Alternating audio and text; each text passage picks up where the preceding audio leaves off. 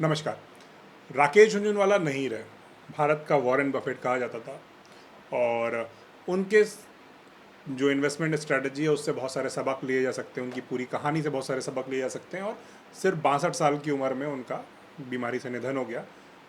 एक सबक ये भी लिया जा सकता है कि आप कुछ भी करें, कितना भी पैसा कमाएं, कुछ भी करें तो स्वास्थ्य के कारण अपना ध्यान ज़रूर रखें, अपनी आदतों का ध्यान ज़रूर रखें। खैर, हम बात करने वाले हैं उनके लॉन्ग टर्म इन्वेस्टमेंट पर्सपेक्टिव पे, बहुत सारी बातों पे जो शायद आपने ना सुनी हो और अब शायद ना जानते हो। तो शुरू करते हैं वीडियो। तो जिन लोगों को राकेश झुनझुनवाला के बारे में थोड़ा सा कम मालूम है, पहली बात तो ये समझ लीजिए कि उनको भारत का बिग बुल कहा जाता है। कि 92 में जब हर्षद मेहता का केस हुआ, उसके बाद जब डिसइन्वेस्टमेंट से शेयर मार्केट का बुल रन शुरू हुआ, उन्होंने रिस्क लिया, बहुत सारा पैसा इन्वेस्ट किया और बहुत सारा पैसा बनाया उस टाइम पर। और प्रोफेशनल बाय प्रोफेशन वो सीए थे, बाय क्वालिफिकेशन।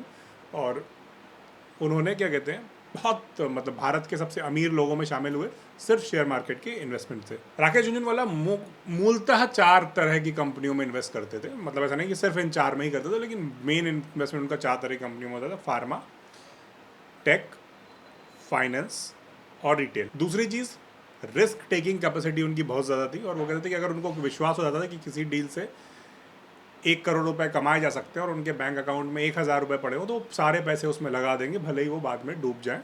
इस लेवल तक का रिस्क उठा सकते थे। और कहते थे कि मैं मतलब उसको बर्दाश्त करने की क्षमता रखता था। और उन्हें घाटा भी हुआ, ऐसा नहीं है कि हमेशा उन्होंने फ़ायदा ही किया, उन्हें घाटे भी हुए, लेकिन ओवरऑल बहुत ज़्यादा प्रॉफिट उन्होंने कमाया। तो सबसे पहले उनकी जो बड़े इन्वेस्टमेंट जिनसे उनको बहुत फ़ायदा मिला, इसमें सबसे जो बड़ा नाम लिया था वो टाइटन का है। टाइटन की हम बात करेंगे पूरे विस्तार से, लेकिन उनकी बात करते हैं दूसरी कंपनी की।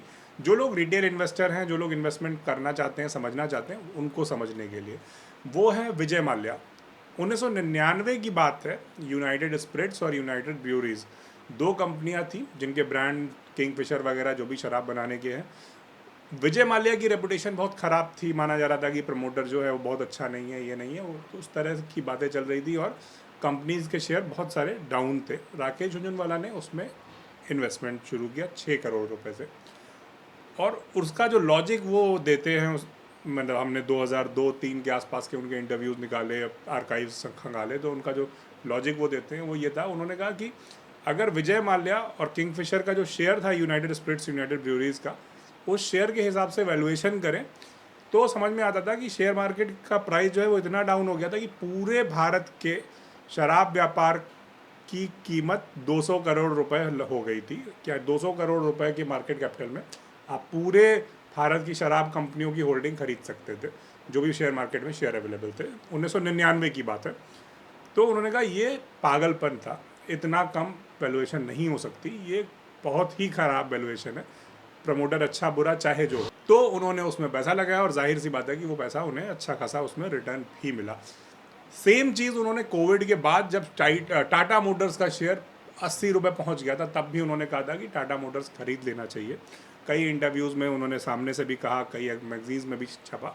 और 80 रुपये से देखते देखते 2 साल में टाटा मोटर्स 400-500 रुपये के आसपास, अभी आज हम जब ये वीडियो बना रहे हैं 2022 में, उनके निधन पे अगस्त 2022 में, तब 400-500 रुपये के बीच में वो पहुंच गया है। तो उस समय पर उन्होंने कहा था कि टाटा इतनी बड़ी कंपनी है, इतना बड़ा ग्रुप है, इतना भरोसेमंद है, और 80 रुपये में आपको उसका शेयर मिल रहा है, आपको बाकी सारी चीज़ें छोड़ के उसको खरीदना चाहिए। तो ये एक बड़े सबक है, जब डीप वैल्यू में कोई चीज़ मिल रही हो और उसके सारे फंडामेंटल अच्छे हों तो वो खरीदनी चाहिए, ये उनका मानना था। और इसमें रिस्क है, बिल्कुल है, लेकिन रिटर्न जब मिलता है तो वो कई गुना मिलता है।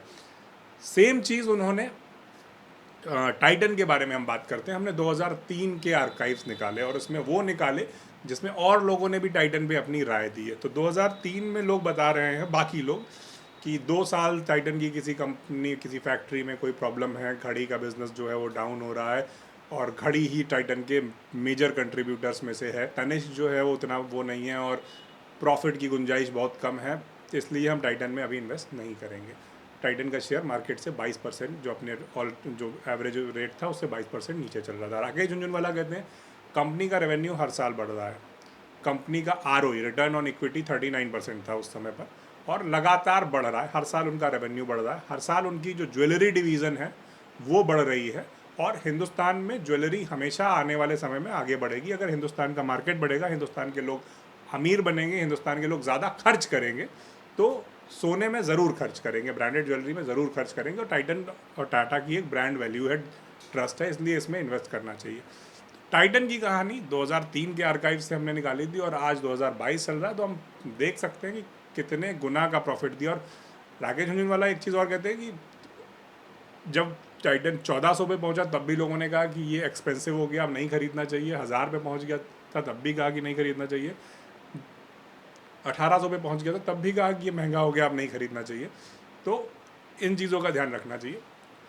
राकेश झुनझुनवाला के पोर्टफोलियो में सबसे बड़ा हिस्सा टाइटन का ही था और 2010 में उन्होंने ओबेरॉय होटल की एक मीटिंग में ये भी कहा था कि अगर टाइटन का इन्वेस्टमेंट उनका $1 बिलियन का नहीं हुआ तो वो मर जाएंगे, इन्वेस्टमेंट छोड़ देंगे, लेकिन टाइटन नहीं बेचेंगे।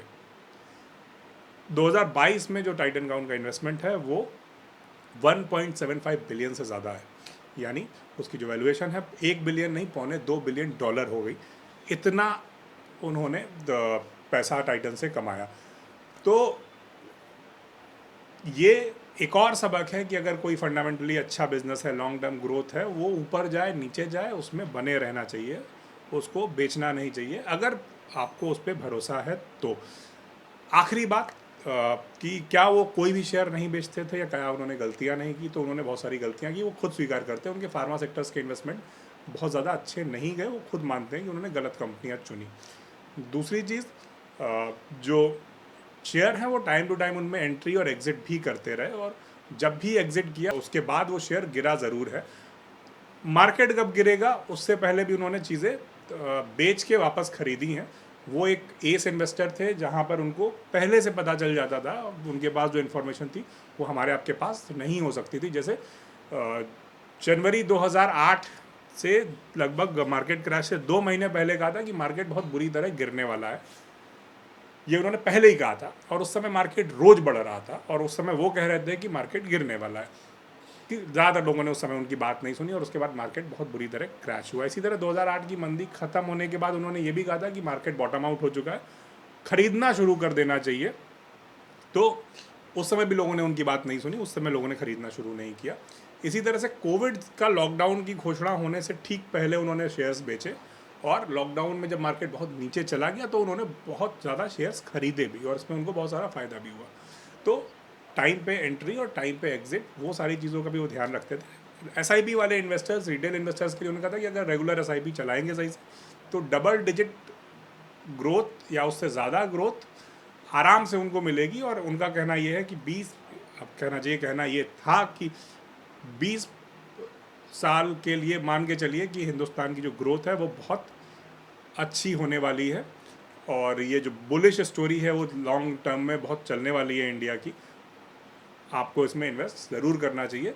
तो राकेश झुनझुनवाला अब हमारे बीच में नहीं है, लेकिन जिस पीढ़ी ने उनको देखा है सामने से इन्वेस्ट करते हुए वो याद रखेंगे। तो ईश्वर उनके परिवार को दुख सहने की शक्ति दे और उनकी आत्मा को शांति दे। वीडियो अच्छा लगा हो तो इसको शेयर करिएगा। नमस्कार, धन्यवाद।